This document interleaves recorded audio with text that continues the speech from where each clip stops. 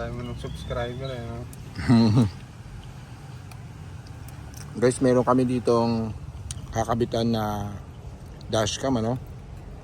3-way dashcam po ito para dito sa bagong 2026 na Mitsubishi Montero GLS. So yung dashcam po natin ay may camera sa harap, likod, loob. Tapos meron tayong app para sa inyong cellphone na just in case na gusto po ninyong i-view ang inyong sasakyan habang naka-parking ay makikita po ninyo. Ang maganda dito, idol, is kahit naka-off yung inyong sasakyan, once na may anything na sense yung ating dashcam, automatic magbubukas po yan, magre-record po kaagad yan. So you never miss out dun sa mga time na wala po kayo sa inyong sasakyan. Baga, ano kayo, talagang well informed kung ano yung mangyayari sa inyong sasakyan kahit wala po kayo. Ayan, in-install na yan mga ka-idol. Mamaya papakita namin sa inyo kung gaano kalinaw po yung ating dashcam.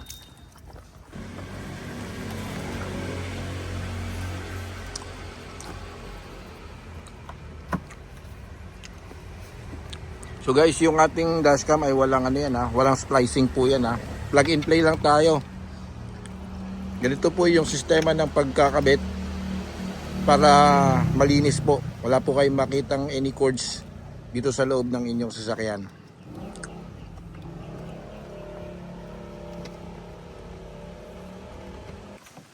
Ito yung kinabit natin na dashcam. Ito yung rear camera natin. Tapos yung brand. Yan guys, oh. Sister company din po ito ng Lenovo. Yan yung kanyang specs, 4K. Okay. 3 record CPS Q7.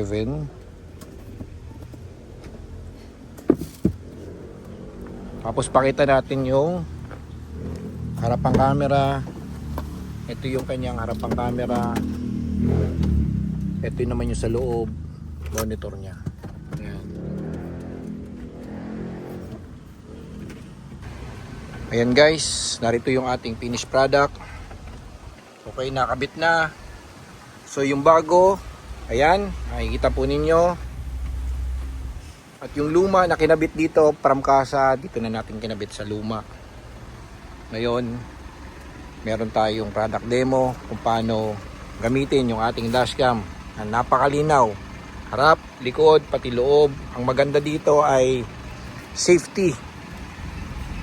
Para sa inyong pagbiyahe, safety na just in case parahin po kayo kung sino man yung gustong pumara sa inyo na hindi po ninyo kilala, police o enforcer na baka mamaya mali yung apprehension sa inyo, o di kaya meron kayong insurance claims, matibay na ebidensya na meron po kayong video guys. Kaya napakahalaga po ng merong dashcam ang inyong sasakyan. Huwag po kayong mag-rely doon sa mga dashcam na chipipay o yung stock dashcam mga ka-idol na limited lang yung features. Ito, malinaw lahat. Malinaw yung kuha.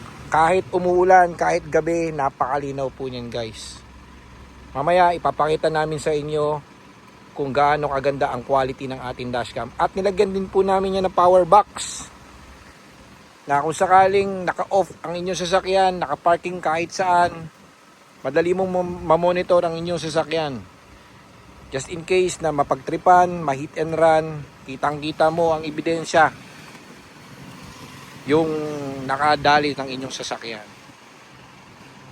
Narito yung isang dashcam na bigay po ng kasa. Ayan, ganito po itsura ng mga binibigay sa kasa.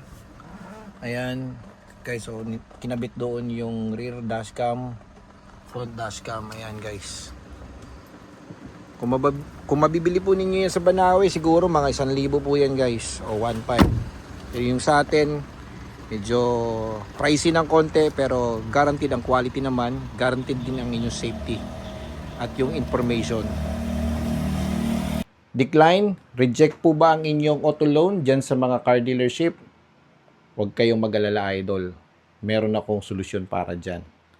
I-follow nyo ang aking Facebook page, Fortune Drive. Doon ninyo makikita yung mga second-hand cars na binibenta ko na mukhang brand new. Lahat sariwa, mababa milyahe, first owner yan mga ka-idol. At ang maganda dito ay negotiable ang mga presyo at pwede ring kunin ninyo through financing. Tignan nyo na mga ka-idol, dahil baka may makursunadahan po kayo dyan, libre naman ang test drive.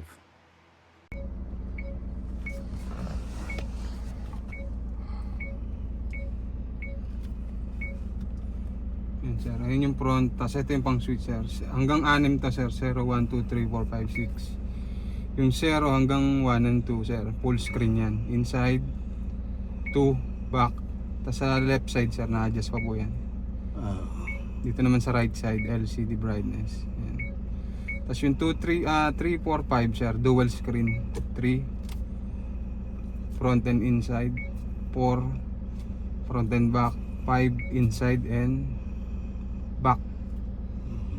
Tapos 6, tatluhan na po.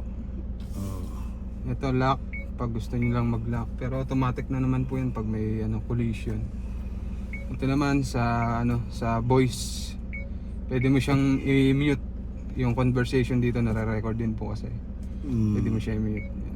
So, hindi naririnig yung pinag-uusapan Yes, sir, nyo kapag naka-mute? Opo, hindi naririnig sir. Pag Oo. nakaganyan, nare-record niya rin yung conversation. Yung pinag-uusapan nyo, ano? Opo. Okay. So ito, screenshot, sabay-sabay ang tatlo. Okay. Play at saka post to. Yung Itong button na to. sa video yan. Yun yung sa video. Basta nakapula, nagre-record na siya. Pwede nyo siya yung manual o stop yung recording. Pwede mong i-stop yung recording. Manual. Tapos home. Meron din siya smart drive. Ito yung mga object na nadidetect niya sa likod. Pwede rin sa harap. Pag inactivate nga lang natin to, bababa yung resolution niya from 4K down to 2K resolution. Ano yan? Ayun yung object na didetect niya sa PSD. Ano yan? Yung mga blind spot detection. Tapos ito naman sa likod, lane correction assist naman yan. Yung ADAS ay naman yung sa harap. Pag namamali ka na ng linya, nag-indicate siya. Pero hindi mo siya pwedeng pagsabayan. Ito lang pwedeng pagsabayan. Itong back. So, nasa tayo ngayon? Yan, depende po sa inyo kung gagamitin niyo po. May gusto ka bang gamitin dyan? Kaso mababawasan lang yung Bababa yung resolution. resolution. Ikaw, anong recommendation mo Huwag dyan? rin gamitin yung yun lang sa tagiliran, sa likod, sa harap. Dashcam na lang po. Dashcam na Dashcam lang. lang. So ito po yung yung file.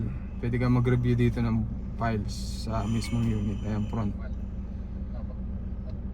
Ayan yung, Na-record na. Recorded na po yan. yun yung record natin kanina. Tapos ito yung, kung re-review mo yung inside, click nyo lang yung video inside. Yan, lalabas na yung na-record sa loob. Basta nakapula, nagre-record. Pwede nyo siya yung manual. Tapos back. Ito naman yung back. Yan. Ayan yung front. Tapos ito yung pang switch. Hanggang 6 to 0, 1, 2, 3. Tapos video lock. Pag may manual kayo na ilock na video or collision, dyan siya papasok. Hindi siya halo-halo. Image screenshot. Ayan, nag-screenshot po tayo. Sabay-sabay po yan. Ayan.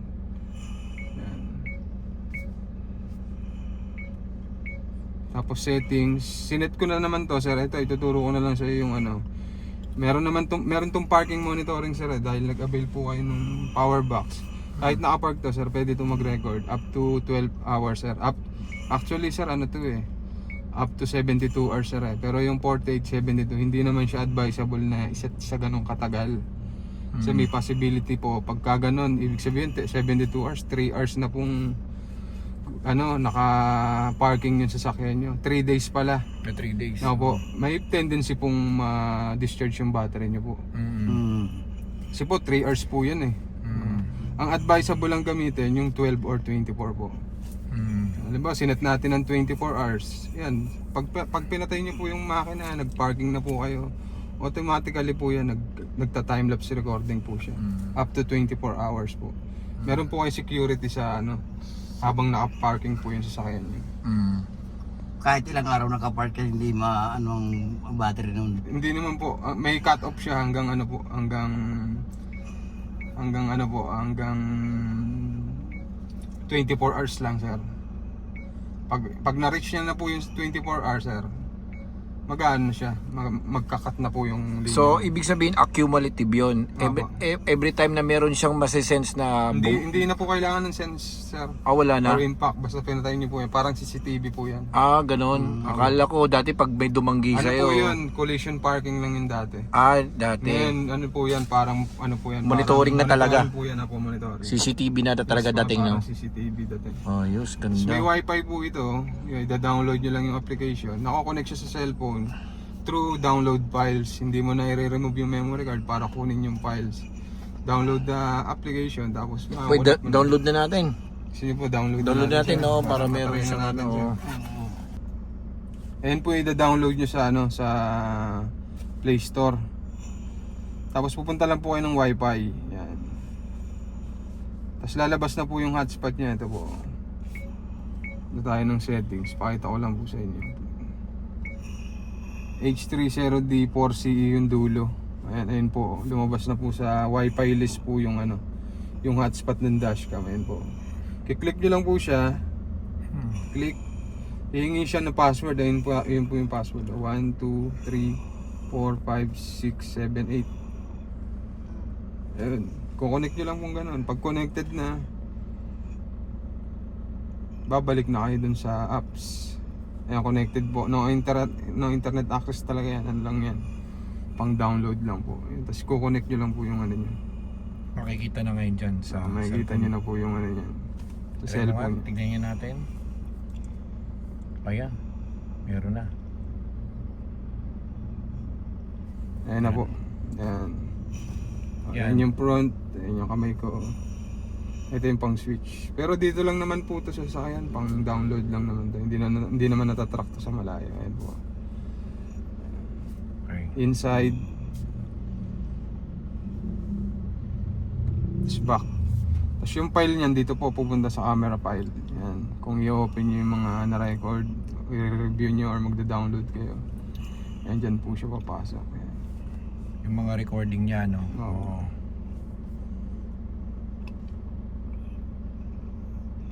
Pwede nyo siya ma-download on the spot. Ayan, camera file. Ayan. Yan na. For example, ito po yung download nyo. Click nyo lang yung mismong file. Sa may baba po niyan, may download. Pag dinownload nyo po yan, automatically papasok na yan sa mismong gallery po. Sa cellphone Gallery mo. Opo. Oo. So yun na ipapakita mo. Hindi na po ipapakita nyo. Hindi na siya madidelete kasi downloaded na po. Mm. Nasa ano nyo na po, nasa mismong Cellphone gallery na po. Gallery ng cellphone mo. Opo. Yun lang sir, okay na po. Ganun lang naman mag-connect sir. Mas mahirap pa nga mag-download. Di ba hindi nga tayo nakapag-download? Mm. Okay na. Okay na po. Okay na. Ang view dyan, 3 o 2 lang? Depende sa preference ni sir. Pero Pwede pong ano, pwedeng Dalawa. dual, pwedeng full screen, pwedeng back lang yan, back. tingnan mo yung dalawa. Pwedeng dalawahan, gano'n. Kung gusto nyo, kung baka Harap- na ano harap yun likod. na saselan yung ano, yan, harap likod para Harap likod. Mas Akala okay nila sa walang yan. camera sa loob, pero meron yan. Oo. Oo, sabay-sabay nagre-record yan. Mas okay to, di ba? Kasi kapag Oo. pag 3 yan, maiilang yung sakay mo. Yung sakay po. Oo. Oh, ito at least ito kunwari hindi gumagana pero akala nila hindi Pero camera. nagre-record Pero po camera yan. Oo. Pero naka-record yan kahit 2 lang nakikita mo diyan. Naka-record pa rin yung nasa loob. Okay. Talk na si sir. So guys, tapos na po yung ating video ng ating dashcam. Ito po yung kinabit po namin dito sa ating bagong Mitsubishi Montero. Sakaling buying po kayo ng bagong sasakyan, pwede po kayo makipag-coordinate sa akin kahit anong brand. Basta within Metro Manila mga ka-idol. At isabay na rin natin ang pagbili ng dashcam. Ito po ang inyong matibay na ebidensya kahit saan man kayo pumunta. For your safety yan mga ka-idol. Thank you.